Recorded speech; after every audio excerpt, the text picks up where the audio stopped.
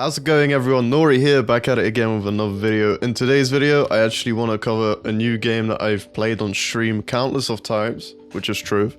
And in this guide, we're going to talk about, as you figure in the title of the video, how to work with gems. Okay, so basically, I want to start just by saying how to get gems.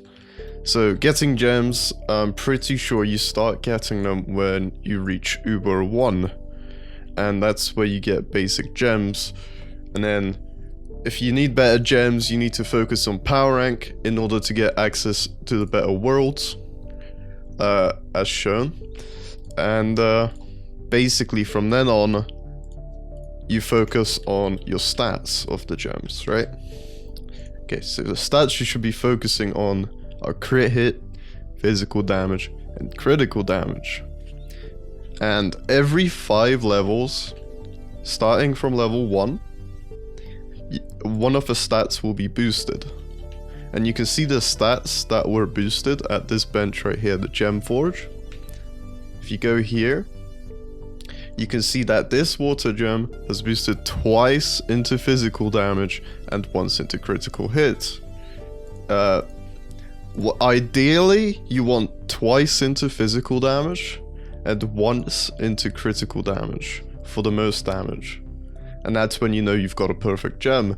Another thing are boosters. So you can see that this stat as well is on 29%. That is actually random. So as you can see, this one's much higher in stats. And how you can tell a gem from its power is by looking at its power rank when it's level 1. As you can see, for example, this one's power rank 815, and this one's 832. The higher the power rank, the more the stats will be complete, almost. As you can see, this one right here, and let me get this one right here. You can see it's 7% into critical damage, and this one's really like balanced, because it's higher power rank. Its power rank is higher. Therefore, the stats are higher. Genuinely. Okay, so the next thing I want to talk about is also how you can get these boosters. So if you basically focus on power rank, and if you press Y, I think, no, K, you can see the weekly contests for the different classes. And for that, you can actually get Bound Brilliance, you can get Empowered Gem Boxes, and for doing the other weekly things, such as, for example, Adventures, you can actually get these boosters. They help you level up your gem. And as you can see, most of my gems here are maxed out at level 25, which helps me get a lot of power rank. I would be able to get even more power rank if I maxed these 3 gems out here. If you want to increase the percent on your gem, like I've talked about before, you go here and you see how you have these. I'll explain what each of these does and which one's the most effective. So these 3 improve the stat. It makes the percentage go higher to max out the stat, right? So this one adds the most, but it's the most expensive. I don't believe it's worth making. This Builder's Precise Focus is a good balance between this one and this one, where you won't have to craft that many to get a lot of percentage, which is good. The Contained Chaos Sparks re-roll the stat on that selected gem, on the selected stat. So as you can see, if I selected critical damage and I wanted to re-roll critical damage to something else, you would be able to do that. And this, in my opinion, needs to be more available, easier available, because every week, if you go here and see how to make this, you can only make about 3, because each one of these costs 3 lunar souls, and you need a total of 6 of these to make 3 of these a week.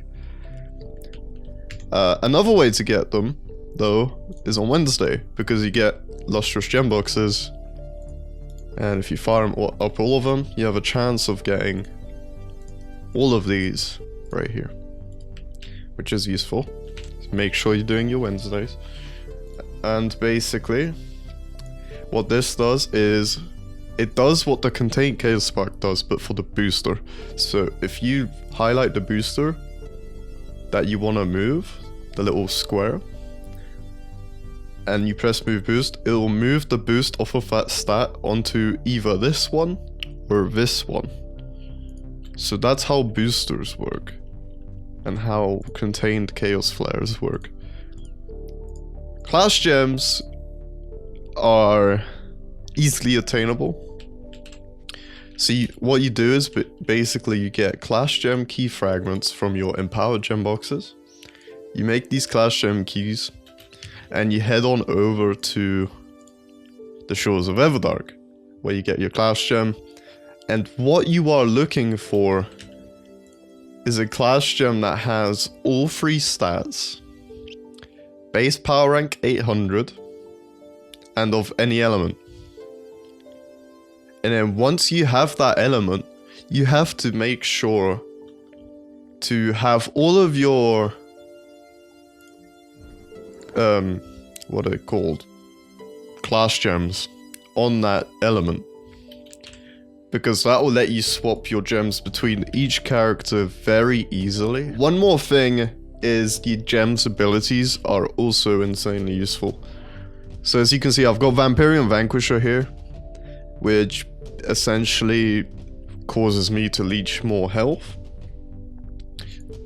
You basically want Vampirian Vanquisher and you want Pyrodisc. That's the golden combo. And as you can see here, I do have a Pyrodisc. And what Pyrodisc does is when you kill an enemy, it generates a flaming circle around you. I'll show a clip of it that lets you gain movement speed, and it actually damages enemies as well. So it helps you farm dungeons really, really fast. But at the start, when you're starting the game, don't focus on any of that. If you get one, keep it in your chest. God forbid that you loot collect it. But at the start, you just want to focus on power rank. Getting as much power rank as possible so that you can get to U10 as fast as possible. U9 as fast as possible, you know? So just focus on getting power rank at the start. Stats won't matter until later. But this only works if you have a friend near you. Because otherwise, you won't be doing damage in U10, U9, wherever, the first time you're in it. And you will need people to help you. So what you can do is actually either leech off of people, which I hate, but, you know, do what you will. Or group up with a friend, get them to play with you so that you do more damage. In Delve, the stat you actually want to boost for these, actually, I forgot to mention. For the Cosmic Gems, the boosts are different. It's because you're focusing on light for these. So as you can see here, all 3 squares are on light. That's because in U10 or in Delves, light is essential to doing damage. If you don't have light, but all of your other stats are godly, you won't do damage. That's because light penetrates the armor of the enemies that are in U10, that are in Delves, so on and so forth. So you actually want to try pearl all of these towards light. As you can see, I'm very close. But I hope I explained myself properly. I don't know if I missed anything. Farming for gem dust as well. If you need gem dust, just farm the specific world. Geo topside for cosmic gem dust. This for water dust. This for air dust. And this for fire dust. And each week, if you collect gems, you will be able to make stellar empowered gem boxes. and you use those to get guaranteed stellar gems. And hopefully, you guys found this video informational. I'll see you guys in the next one. Let me know what you want to see next, and I'll catch you guys later. Peace.